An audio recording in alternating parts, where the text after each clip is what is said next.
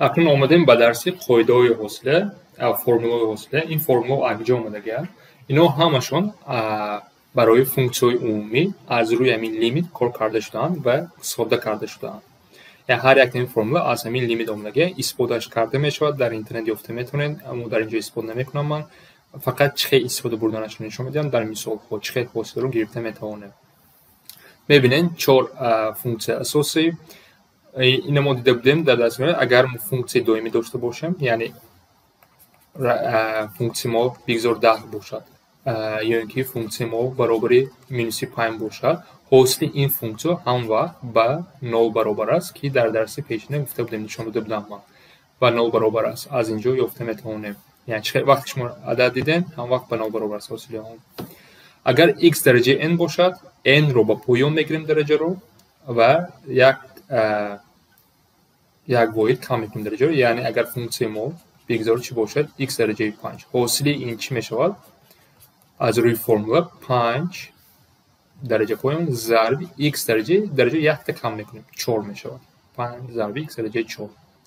فرمول 3 چی میگه؟ اگر یگان عدد ضرب فونکسی باشد، حاصلش رو چی میگه؟ عدد رو نرسیم، فقط حاصل فونکسی رو گیره.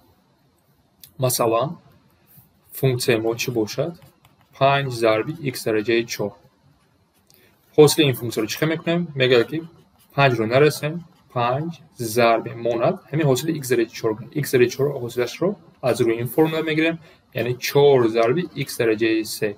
و در اینجا آخر ساده کنید، 20 ضرب x درجه 3 میشود حاصل اون.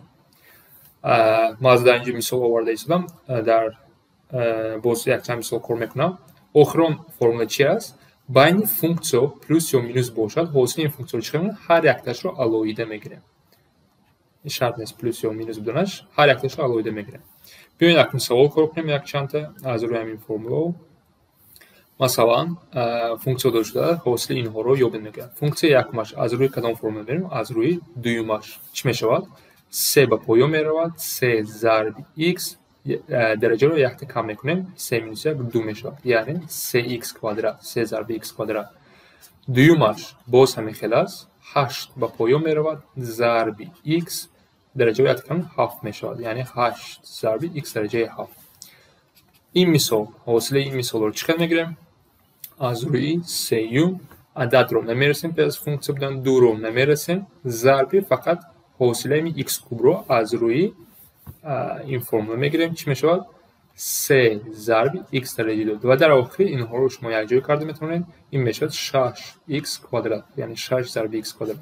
باز در همین نمود سوال چی میشه؟ 7 رو نمیرسیم، ضرب 2x 2 در درجه 1 یا اینکه میتونن یک بار 2x نوشتن، این میشه 14x.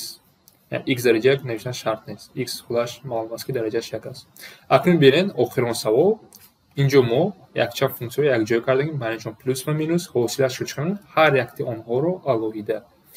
در x کوادرات حاصل x کوادرات چی میشود؟ 2 ضرب x درجه 1 که 2x است جمع. اکنون در اینجا 3 رو نمیرسیم، درجه x 1 است، ضرب 1 x 1 مینوس 1. مینوسی حاصله یگان عدد هم وقت به 0 برابر است، مینوس 9. بیاین با ساده تر کرده نویسم، این میشه 2x x درجه 9 هم وقت به 1 برابر است و از اینجا گفته میتونیم که جمع 3 حاصله همین فونکسی به این برابر است. یعنی با میخه وای کرده میتونه با یک فرمول اگر تستر باشد، فونکسی شما بگذار چی باشد؟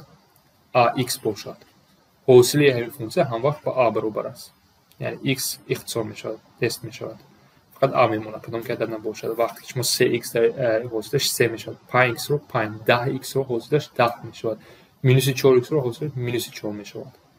یعنی با یک فرمول مونده میتونید، لیکن از همین این پیوسته 2 و 3 است، فرمول 2 و 3، یعنی برای همین نموندگی هم. با یک دو سوال کمتر مرکب نیست، شکلشون دیگرگون است. شکل اولش مثلا دیگرگون بوده است. حاصلش رو چکه میگیریم؟ اگر باید کنیم 5 ضرب 3 x کوادرات جمع 6 ضرب 2 x در درجه 1 مینوس 3 جمع 9. اگر ما این رو ساده‌تر بنویسیم میشه 15x کوادرات جمع 12x مینوس 3. این حاصل همین فونکسیه است. اکنون نگاه کنیم به سوال دوم. در سوال دوم ما کسر داریم و از روی نگاه کنیم فرمول که کسری نداریم. چیکار میکنیم؟ ما x ها رو دیگر که نوشته میتونیم. اگر ما در خاطر داشته باشیم x درجه مثلا مینوس 3 چیکار نوشته میشه؟ 1 تقسیم x درجه 3. یعنی اگر شما در مخرج x درجه داشته باشیم اون رو به صورت گرفته میتونیم همچون منفی. یعنی ما این سوال رو چیکار نوشته میتونم؟ دیگر که نوشته میتونم 7x مینوس 4 ضرب x درجه مینوس 1 جمع 3 ضرب x درجه مینوس 3 نوشته میتونیم. و اکنون حاصلش رو از روی این قاعده ها میگیریم. حاصلش چی میشود؟ برابر است 7x حاصلش 7 میشود. مینوس 4 رو بیاین یک به یک میذاریم مینوس 4 میشود. درجه به پایان میرود. x درجه یک تا کم میکنیم مینوس 1 مینوس 1 این میشود مینوس 2. از روی این فرمول مینوس 1 مینوس 2 میشود. جمع 3 مینوس 3 x درجه مینوس 3 مینوس 1. بیاین خیلی نویسم مینوس 3 مینوس 1 میشود. بیاین با ساده تر نویسیم چی میشه؟ 7 مینوس 4 مینوس 1 پلوس میشود پلوس 4x درجه مینوس 2 مینوس 9 x درجه مینوس 4. بخیر نوشته مونده میتونن جواب درست است یا اینکه با از روی سوال خودش نویسیم یعنی شکلش رو عوض کرده میتونن. این میشود 7 جمع 4 تقسیم x کوادرات مینوس 9 تقسیم x در درجه 4. بخیر نوشته میتونن این هم جوابی درست است.